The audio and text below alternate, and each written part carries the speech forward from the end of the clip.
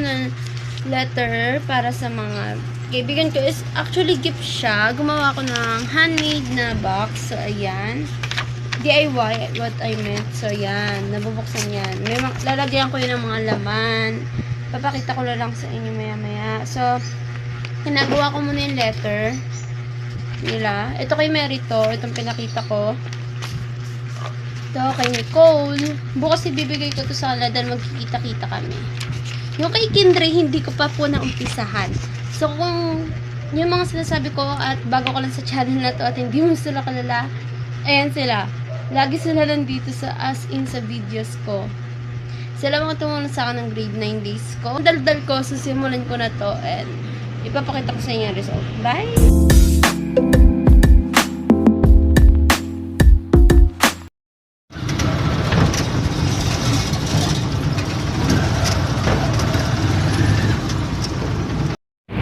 So, on the way na ako kay Lagay. Yes. Init. Yan, nakapayong ako.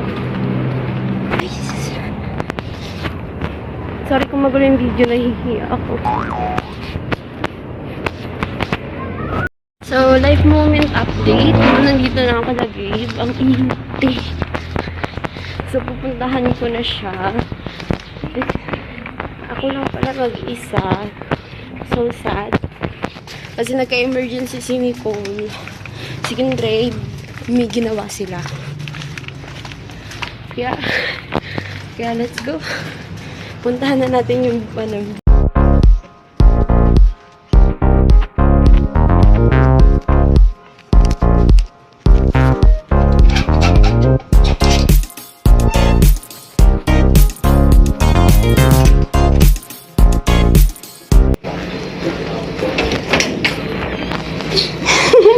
Hi!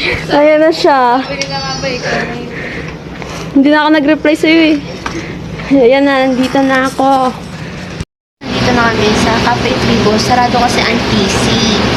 Ayan, damang picture lang. So ayan, tamang picture lang. Proud na.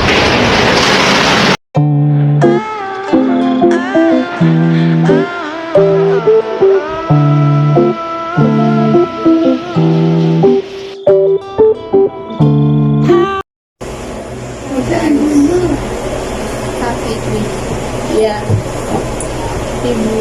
New cafe. Sinilang branch. Ang sarap.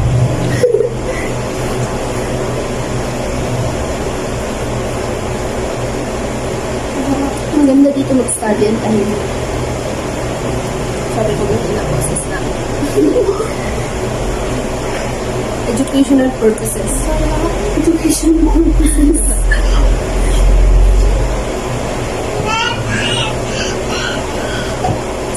Babalik ako dito. Gusto ko to. Isa ka doon babalik. Babalik ako dito. Magdadala ako ng gold. Sana sa pagbabalik na, kompleto na ang squad. Squad B. Kulang kasi ng dalawa. Si Nicole at si Kindre. Yan na, itong dalawang ko. Si Nicole, may emergency. Yung si Kindre, busy. So kami dalawa lang ngayon. Dapat yung Friday pa talaga to. Kaso, kaya ko lumabas ng bahay.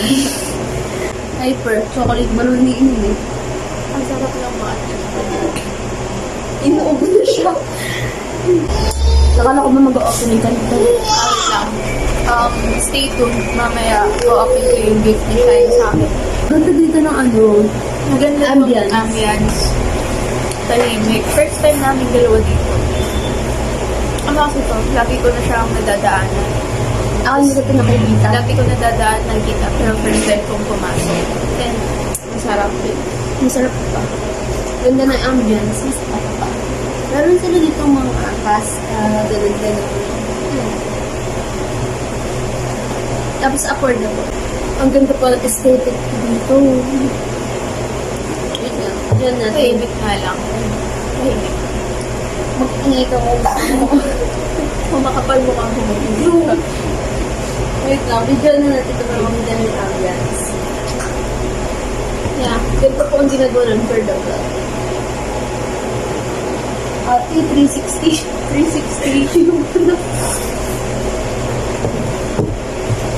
Ang sarap ng matcha.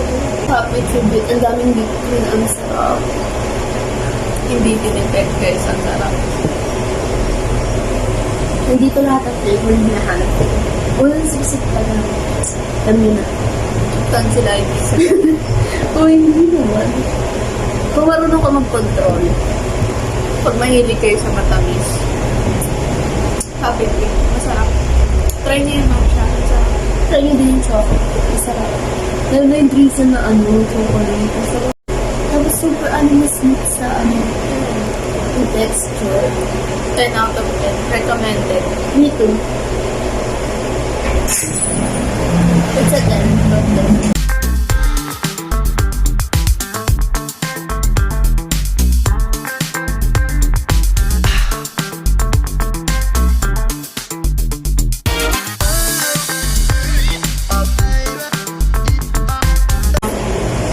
So, yung in-order namin is 2 toy. Ang isang toy ng freezer blend is 140. So, pag dalawang 280. Pero worth it guys. at saka marami Marami. Kanina pa kami sumisip-sip pero ito palang matubawas na. Kasi, ay malakas po ako sumisip. Wow! Sa picture. Maganda ba? Pag nag-teacher ako, ganito mga tali ng buto. Para hindi mainit. Ang lamig na ng comment. So, tinanong niya ako kung anong design gusto. Ayan, Tapos ito ayan. yung sinend ko sa Ito. kanya. Lang. Ayan, yun yung design mo. Wait lang. May post ba dyan? Wala. Bakit? Picture ako sa... Hindi, may picture na pala ako. So, ito na guys, unboxing. Sorry kung tahimik. Ayoko sirain. So, ingatan ko yung pag... Sirain mo na. Siyempre, nagirapan ako. Ayoko. Ito, nakita niyo naman yung video na yun sa una. Bago pa ito nakita niyo na yun, nandun yun. Sa pinaka... Yung Ang process. nakakalungkot, hindi nag-save yung kay Nicole. Why? Wow, may paano. Ate, kalma mo. Nito, save. Binabuksan niyo ng ganito. Okay. May post. Ganun pala yung pag-open. Wow! Ang sana ba? Wow, cute! Don't judge me. Kasi Yun ba kaya handmade with love? Di pa, And with this with... Pa-confess. This with... dapat mo ito. Ano tawag dito? Poniente. Scrunchy? Scrunchies? Crunchy ba tawag? Hindi ko alam. Comment ka na lang. Comment daw. Comment down below. Kung ano to. Basta ito, pony. Ang ganda. So, Kasi nakikita ko siya yung pony niya lang yung ginagamit ko na-deplace. Sabi ko, paano ba paglalabas kami dito? Gusto ko shala lang. ano to? Oo, yun yung sabi ko. Bracelet. With stickers. Hindi ako nalilagay ng gusto ng plastic. Ang cute pusa. Mahilig siya sa pusa eh. Kaya dinadal ko Cat talaga. love. Iba't ibang type. Isa nyo ba? Stickers. Lapit mo ganun yung Yeah. Yan. Sticker. Meow meow. Paper sticker. Silawan. Hey! So, eto guys. Kumain po. Ano? Piso. Piso is... No, this is Binibenta ako sticker. sa school dress. I like cats. Sticker. And BTS. Yeah. Mahilig siya dahil sa BTS. Hindi ko naibigay sa kanya. Uy, yung what's this? Parang notepad. Pwede magagamit ko sa notes sa grade 10. Sarap. Easy tayo. Guys, may pogi. Pero mas pogi si Ana. Totoo. Pwede po kami ito ba? Kim Taeyong of BTS. Study first kami kahit gumaganto kami. May pogi dito guys sa gitna. So, eto na yung, ano to? Letter na ba to? Ito na yung letter. Ito yung parang, basahin ko ba? Ito. Ito nakalagay. Mary. Ito na guys. Aesthetic. Ang liham Ni Maria Clara. Kay Ibarra. Ni Maria Clara. Ito si Tia Isabel. Hulog pa. With love yan. Ang chaotic na. Love sa, and ano. Nainom mo na tayo. Ito, babasahin ko yung letter. Nahihiya na siya. Ngayon, napakagin mo ako. Ito na. Hi, Mary. Gusto mo ba yung parang Dear Charo? Hindi, Charo. Dear Charo. Ito na. Thank you sa lahat-lahat ng ginawa mo para sa akin, sa pakikinig ng kwento ko at pakikinig ng mga rants ko sa pag-support sa amin, sa pakikisabay sa kalokohan ko. Thank you especially for showing me I'm not alone, that it's okay to cry, for accepting me and for being an amazing and pretty friend. I just want you to know that I'm always here for you and that I will always greet or accept you with open arms even in your lowest. Love you always and forever. Shine. Wow, sweet. Kaya, ito lang, may design mo. Pinapaan ko na kasi lagi nga nare-reklamuhan eh. Si daw.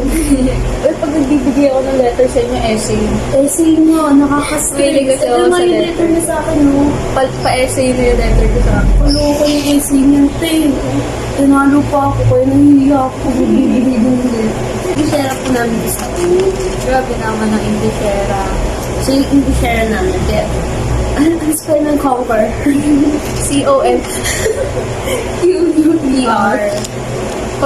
Pag kailangan nyo ng tulong sa English, I'm here. Big is here.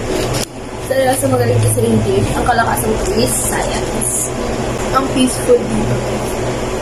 Ganda pa ng ambience. Pag gusto nyo mag-zone out, yung gusto nyo lang mag-isip-isip, dito lang kayo tahimik, kayo masyadong tao, tapos tingin lang kayo sa labas. Mawala stress mo.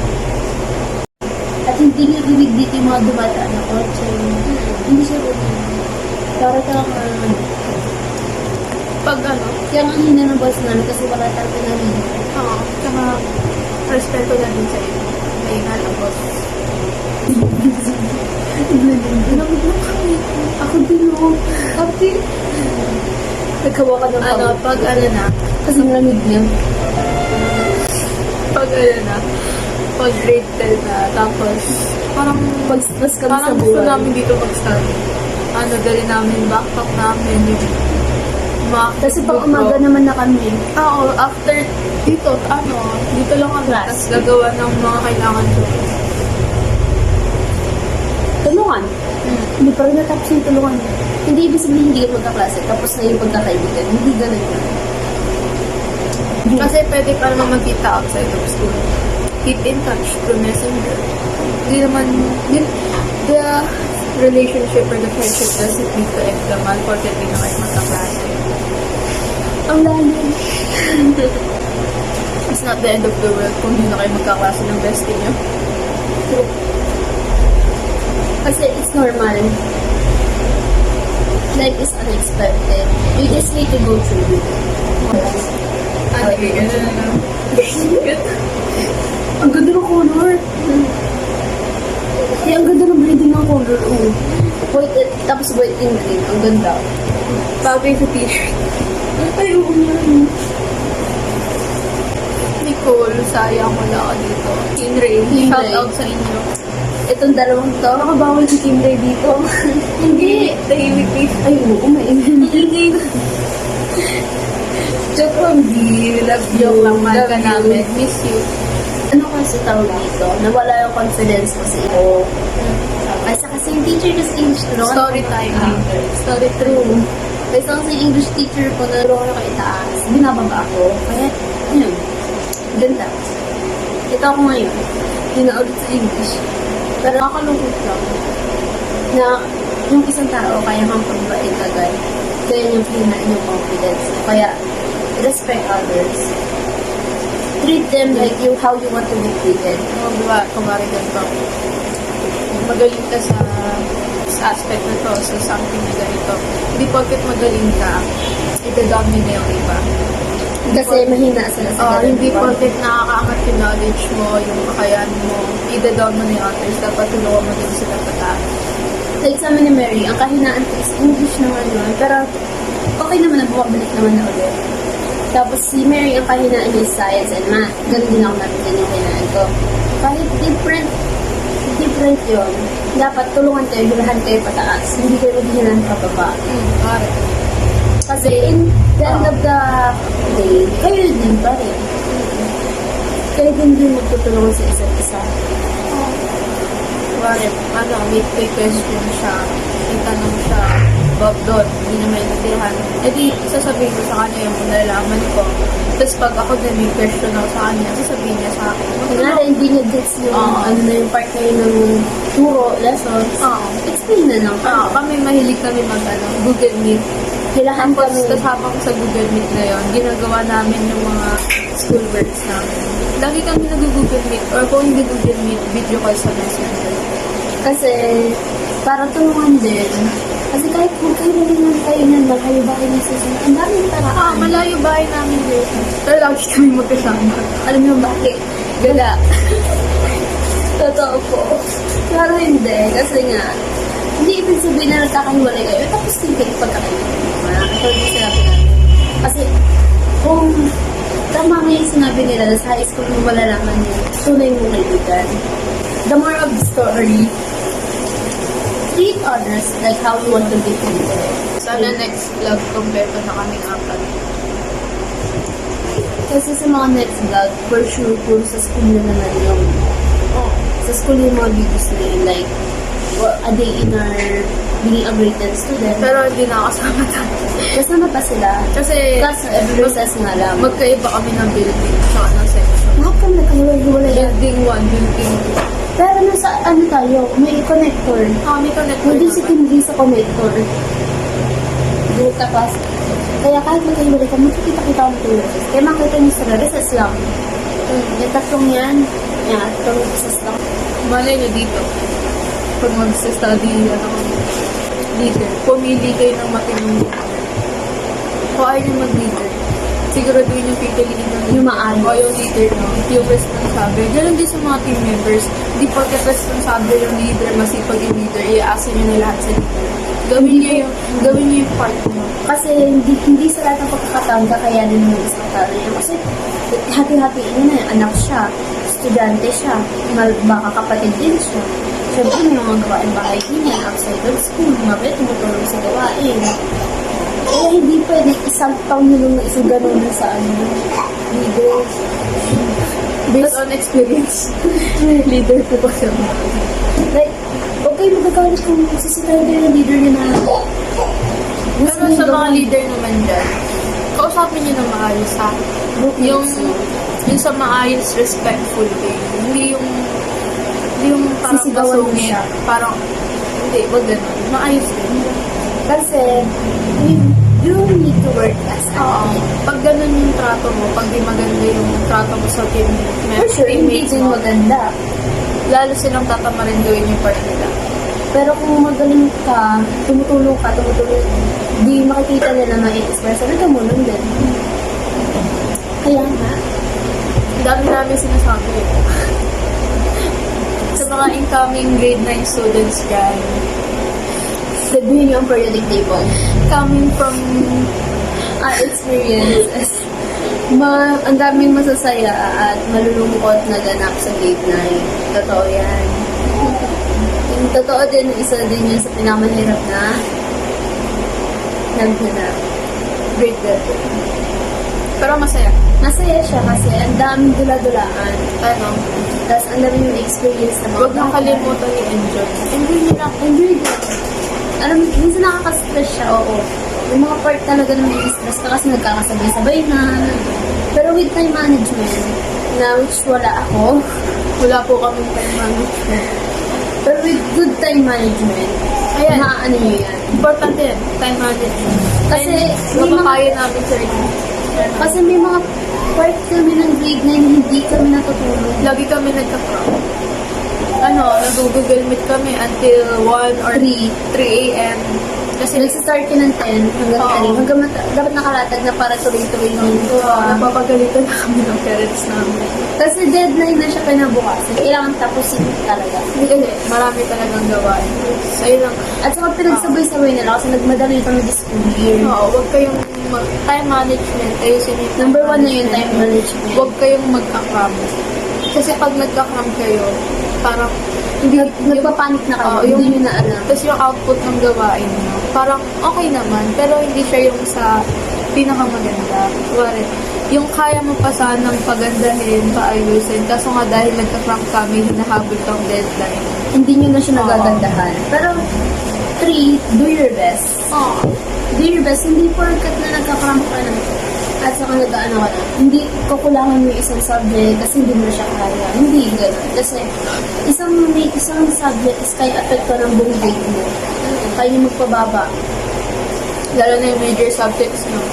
And number 4, matuto kayo mag-unwind. Oh. Kasi maluloka kayo, promise. 5 minutes breakdown, let's go again. From Ma'am Pat. Ma'am Phil, we love you. It's okay to cry, but only 5 minutes. And we'll wipe your tears away and laban again. 5 minutes breakdown. Yan yung pinanghawakan ko ngayon ako. Galing sa kanya. Kasi kadalasan, nag-breakdown na kami. As in, wala na. Once na mag-breakdown ka kasi na, pagtuloy-tuloy mo yan, wala kang magagawa, promise. Lalo kang iiyak kasi hindi mo nagawa. Umiyak ka lang, umiyak, di mo na nagawa yung kailangan Hindi, mo. iyak ka lang, hindi niliyak. Iiyakan mo na lang yung grades mo. Basta ko rin mabuha. Ayun, tapos yung silapit mo nga At saka, number 5, huwag kayo mag-compare sa isa't isa. Huwag mong i-compare yung Oo. sarili mo sa dahil ka rin namin. Huwag mo i-compare niya na hindi mo kaya kasi, always lift yourself up. Help yourself up too. Hindi lang puro kaibigan may mag-help sa'yo pataas. Kaya At mga ang teachers pinaka-importante ay sarili mo. na may confidence ka. Kasi at the end of the day, you only have yourself. And nothing but yourself. Yan, mga nasasaktan ko dahil based on true experiences. Bayaan nyo na kami mag-ganito. Minsan na lang kami mag-share. Magka-Q&A kami pala sa next vlog. Ay, we. True po. Bet ko yan.